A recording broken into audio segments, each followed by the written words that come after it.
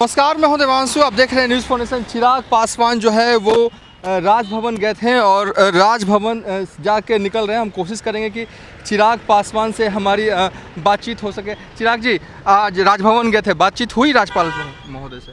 देखिए, हम लोगों के मार्च को जो हम लोगों ने प्रदेश कार्यालय से हम लोगों ने शुरुआत की। हम लोग चाहते थे कि हम लोग राजभवन तक हम लोग आएँ। हम लोग को रास्ते में प्रशासन के द्वारा यही आश्वासन भी दिया गया था मार्च को समाप्त करने के लिए कि 5 सदस्य पहले, फिर 6, फिर उसके बाद 11 कि एक प्रतिनिधिमंडल चले, माँ महिम जी से मुलाकात करे। बट बहरहाल प्रशासन हम लोग की माँ महिम जी से मुलाकात तो नहीं करवा पाया। पर बहरहाल हम लोग के लिए वो कोई विषय भी नहीं है। हम लोग चाहते हैं कि हमारा ज्ञापन राजभवन तक पहुँचे, माँ महिम जी तक पहुँचे, जो आज उनके अधिकारियों के समक्ष हम लोग देकर आए हैं। और उससे ज़्यादा हम लोग के लिए महत्वपूर्ण है कि माँ महिम के माध्यम से बिहार की सही तस्वीर केंद्र सरकार तक जाए, राष्ट्रपति जी तक जाए, आदरणीय प्रधानमंत्री जी तक जाए कि किस तरीके से पिछले 3 दिन से बिहार जल रहा है और इस कानून में, इस नीति में, अग्निपथ में क्या क्या लूप होल्स हैं। और लूप होल्स भाई अगर नहीं होते तो पिछले 2 दिनों में इतने संशोधन नहीं किए जाते। तो यकीनन लूप होल्स हैं, उसकी जानकारी माँ महिम जी के माध्यम से अधिकृत तौर पर केंद्र सरकार तक जाए, ये हम लोग का उद्देश्य है। एक आखिरी सवाल है कि जेडीयू भी इस मुद्दे को लेकर विरोध कर रही है, लेकिन सीएम चुप है।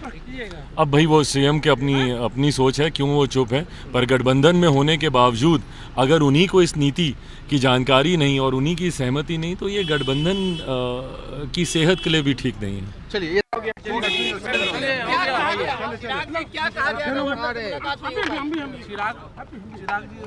आज आप मौन मार्च निकाले थे और राजभवन गए थे। थोड़ा पीछे।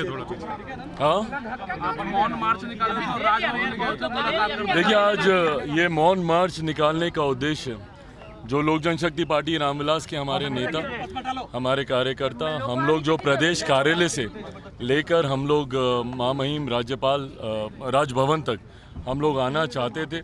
हमारे नेता आदरणीय रामविलास पासवान जी की तस्वीर पर पुष्पांजलि चढ़ाकर उनका आशीर्वाद लेकर हम लोगों ने इस यात्रा की शुरुआत की। इस मार्च का एक उद्देश्य ये भी है कि एक तरीका, शांतिपूर्वक तरीके से भी आप अपना विरोध दर्ज करा सकते हैं। जिस तरीके से पिछले 3 दिन से बिहार ही नहीं पूरा देश चल रहा है, ये एक माध्यम है बताने का कि भैया शांतिपूर्वक तरीके से भी आप अपने विरोध को दर्ज करा सकते हैं। इसी उद्देश्य के साथ हम लोग एक मेमोरेंडम के साथ, एक ज्ञापन के साथ हम लोग निकले थे। माँ महिम जी से हम लोग मुलाकात करना चाहते थे। रास्ते में ही हम लोग के मार्च को रोका गया।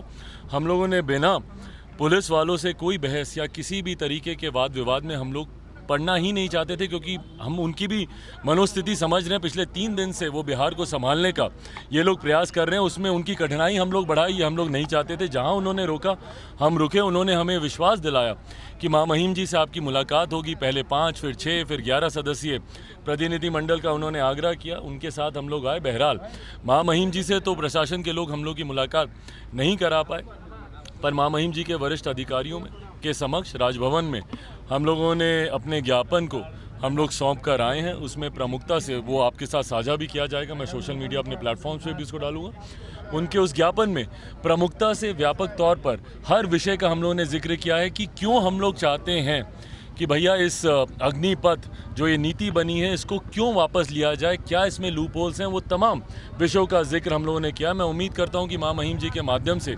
केंद्र सरकार और आदरणीय माँ महिम राष्ट्रपति जी के समक्ष बिहार की परिस्थिति और हम लोग की जो मांग है इस नीति को वापस लेने की, वो उनके समक्ष पहुँचे। क्यों नहीं मुलाकात हो पाई? क्या बनी हुई है? बिहार के सीएम क्यों चुप हैं?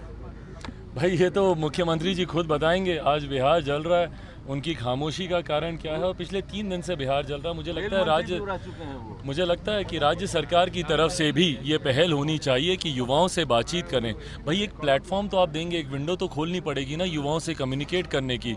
आप इसी तरीके से उनके आंदोलन को क्रश करने का प्रयास करेंगे, लाठी चलेगी, ये चलेगी, तो ये उग्रता और बढ़ती जाएगी। जब तक वो विंडो नहीं मिलेगा कम्युनिकेशन का, तब तक मुझे नहीं लगता कि परिस्थितियाँ संभलेंगी। राज्य सरकार, यकीनन ये केंद्र सरकार की नीति है, संभवतः राज्य सरकार में हस्तक्षेप ना करना चाहे तो केंद्र सरकार की भी जिम्मेदारी बनती है कि हर उस राज्य में जहां पे प्रदर्शन इतना उग्र हो रहा है, युवाओं के साथ एक कम्युनिकेशन का रास्ता कम से कम खोलें। चिराग जी, क्या कहा गया? अधिकारी क्या बोले जो आपकी मुलाकात नहीं हो भाई इसमें अधिकारी इसमें क्या बोलेंगे? हमने उनको ज्ञापन दिया, उन्होंने ज्ञापन लिया और थे हमारे साथ बातचीत करने के लिए चिराग पासवान जिन्होंने अभी राजभवन से निकले हैं। हालांकि राज्यपाल महोदय से मुलाकात नहीं हो पाई है। राजभवन के अधिकारियों को उन्होंने ज्ञापन सौंपा है और कहा है कि अग्निपथ जो है वो बिहार की ही नहीं पूरे देश भर के युवाओं के लिए खतरा है और केंद्र सरकार पर इस पर पुनर्विचार करना चाहिए और इस स्कीम को रद्द करना चाहिए। जब हमने उनसे सवाल किया कि जेडीयू भी विरोध कर रही है, सीएम चुप है इस मामले पर, तो उन्होंने कहा कि सीएम को ज़रूर इस मुद्दे को लेकर बोलना चाहिए। फिलहाल हम इस वीडियो को यहीं पर एंड कर रहे हैं।